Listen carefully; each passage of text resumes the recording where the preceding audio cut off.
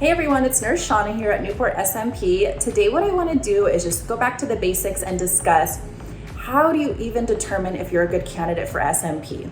So you'll be a good candidate for SMP if you have hair but you're just noticing that it's thinning, or if you have areas on your head that are sparse and you're just desiring a little bit more density and fullness to your hair. Now the important thing to keep in mind with SMP is we're not physically adding any hairs.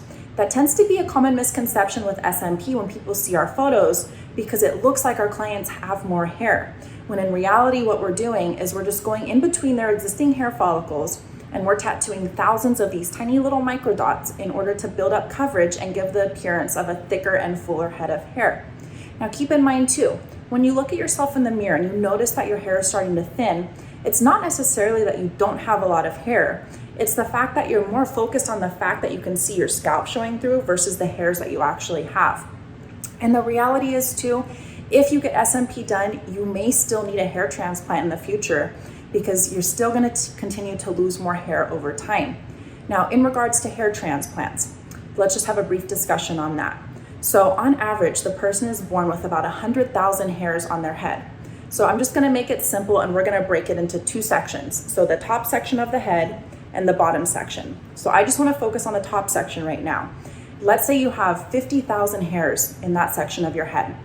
The way perception works with our eyes is we don't even begin to notice that we've started to thin until we've lost about 50% of those hairs. So if we're just focusing on the top section, that means we've lost about 25,000 hairs before we even begin to notice that our hair is starting to thin. So now let's say you go and get a hair transplant for about 3,500 to 4,000 hair grafts. When you compare the two numbers, you start to realize that it doesn't even begin to tip the scale in comparison to the amount of hair that you've already lost. So that's where if you get a hair transplant and then you come and get SMP and let us work our magic, we can potentially make it look like you got 4 to 5 times the amount of hair grafts that you received during your hair transplant. So the thing is, both SMP and hair transplants are both fantastic and they honestly do work hand in hand together. It's really just a matter of determining what's the best route for you to go first, the hair transplant or SMP.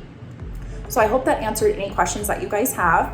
And if you're still curious or unsure if you are a good candidate for SMP, don't forget we offer free in-person and virtual consultations and we would love to meet you.